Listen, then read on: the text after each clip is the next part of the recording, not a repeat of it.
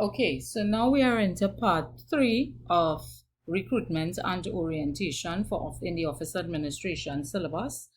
And in part 3, we are going to focus on follow-up letters.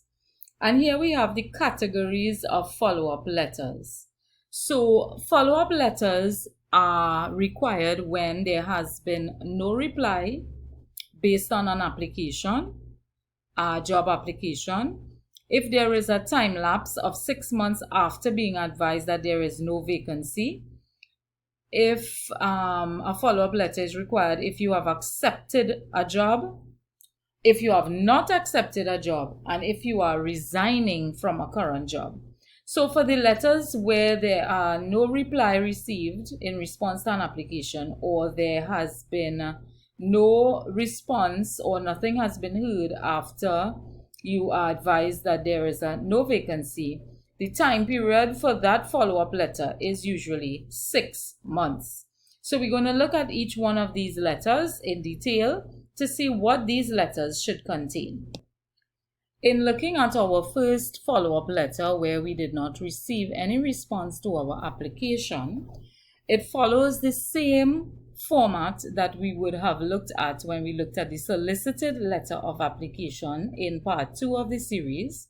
So we have the same sender's return address, date, inside name and address, salutation, which we heard or learned must match the complementary clause. Let's look at the contents of this letter. So paragraph 1 should state the position that you have applied for. Paragraph 2 should state the date or the time period when your application was submitted. So let's say you submitted an application in October 2020. You should state there that you have not submitted since you have submitted your application in October 2020, you have not heard anything in response to the interview or in response to the vacancy, etc. This would be a good opportunity for you to give any updated information regarding your suitability for the position. For example, if since October to date you have done, let's say, a short course, or you have improved your skills in some way, this is yet another opportunity for you to sell yourself and make yourself attractive to the potential employer. Conclude your letter in paragraph 3 and once again restate your position that you are willing to work for the organization. The complementary clause again remains yours faithfully if you are using dear sir, madam as the salutation, and yours sincerely if you are using their and the person's name as the salutation. And the signatory block remains the same. You sign the letter and you state your name under the signature. So the format of the letter in terms of the fully blocked style as indicated in the solicited letter remains open punctuation and all lines of type begin at the left margin. And this is the format that we are going to be using for all the follow-up letters. The second follow-up letter we're going to look at is acceptance of the job. So the format remains the same. Let's look at the contents for paragraph 1. So in paragraph 1, you should state your appreciation and pleasure at being offered the job, state your willingness to accept the job, and name the position. So I hereby state my willingness to accept the offer of receptionist with your organization. I hereby accept and I'm willing to accept the position of accounts clerk at your organization. Indicate that you are also willing to accept the terms and let's say probably the salary, the working conditions, etc. that you would have been given information about in your interview in paragraph 2. State your willingness to accept the offer and terms and state that you look forward to working and joining the organization. In paragraph 3, you can conclude your letter indicating the agreement to start work on May 11th, 2021 at 8:30 a.m. That's just an example, but state the date and time that you have agreed to start the job, and that will be based on the offer that you will give on. Now, you have to remember that these are just examples of templates. However, you can tweak these letters to suit your personal style. It's not a hard and fast rule that the letters have to include 3 paragraphs, for example. You can just have simply 2 paragraphs, dependent upon your wording and what your writing style is like. Okay, so we are moving on to non-acceptance. So once again, the format remains the same. We are focusing on the content of the paragraphs. In paragraph 1, you state your appreciation and pleasure for the job offer. You, however, state that you are unwilling to accept the position and name the position so that the recipient, the organization, is clear. I am, however, not able at this time to accept the position of receptionist, right? Paragraph 2 can be combined as part of paragraph 1 in that you can indicate your reason right there in paragraph 1 as to your non-acceptance.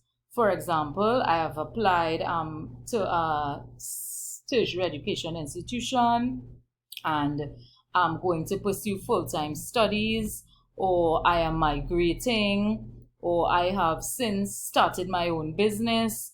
Some reason why you are not going to accept the position should be given.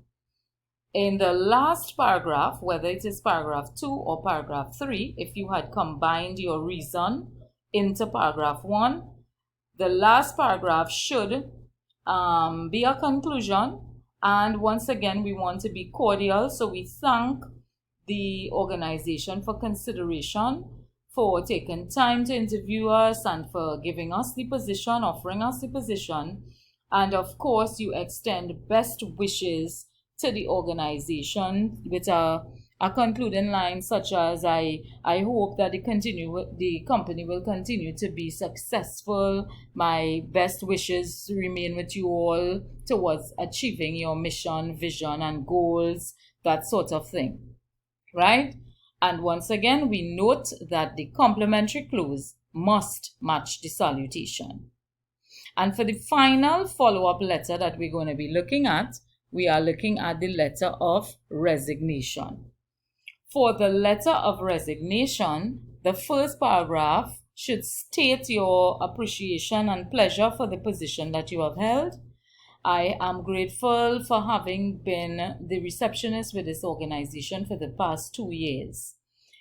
Indicate that you are resigning given the effective date. However, I wish to tender my resignation effective May 11th, 2021, because I have been offered a secretarial position or administrative assistant position with another organization.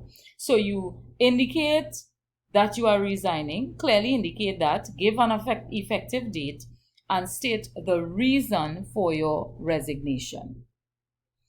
In paragraph 2, in keeping with good business protocol, you thank the organization for the opportunity given to work there and extend best wishes to the organization and its employees, etc. Good. And once again, we look at that salutation and complimentary clause, which must match. So having looked at those letters, we now going to look at what type of question are you going to be expected to answer based on follow-up letters at a CSEC examination, if such a question comes. So here I've pulled one question from the January 2016 CSEC examination paper, and this question deals with writing a follow-up letter inquiring about the progress of an application. So this individual has not received any response based on her application, and she is required to write a letter follow-up letter inquiring about the progress of the application. Another question that was pulled from the June 2019 CSEC examination past paper is a requirement for a resignation letter dated May 31st, 2019, using the information above and any other relevant details. So as part of this video series and this tutorial on recruitment and orientation, I am challenging you to answer these 2 CSEC past paper questions based on this video. Okay, good luck.